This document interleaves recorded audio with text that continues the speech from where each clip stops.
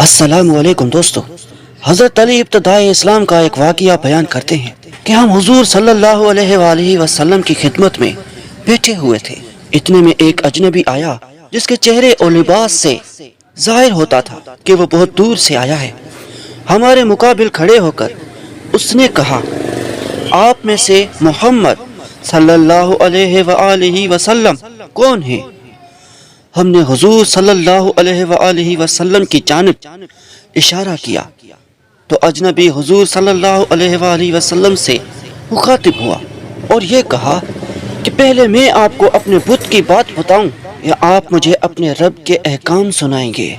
پہلے مجھ سے میرے رب کے احکام سنو۔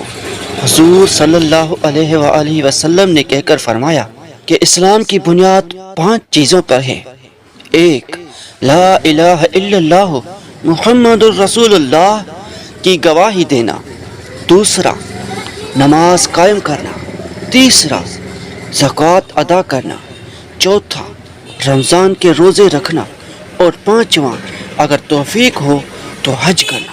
پھر حضور کریم صلی اللہ علیہ وآلہ وسلم نے فرمایا، ہاں تو بتاؤ کہ تمہارے بت نے کیا کہا ہے؟ اجنبی نے عرض کیا، یا رسول اللہ، میرا نام غسان بن مالک العامری ہے۔ ہمارا ایک بت ہے جس کے قدموں میں رجب کے مہینے میں ہم اپنی اپنی قربانیاں پیش کرتے ہیں۔ ہم میں سے عصام نامی ایک شخص نے بت کے سامنے قربانی دی۔ جب وہ قربانی سے فارغ ہوا تو بت سے آواز آئی، عصام، اسلام ظاہر ہو چکا ہے اور بت سرنگون ہو چکے ہیں۔ عصام نے ہمیں یہ بات بتائی۔ چند روز بعد طارق نامی ایک شخص نے بت کے قدموں میں قربانی پیش کی۔ طارق جب قربانی سے فارغ ہوا تو بت کے شکم سے آواز آئی، طارق، نبی صادق اپنے عزیز خالق کی جانب سے وہی ناطق لے کر آ چکے ہیں۔ طارق نے شور مچا دیا اور تمام لوگوں کو یہ بات بتا دی، ہم نے آپ کے بارے میں پہلے بھی سن رکھا تھا۔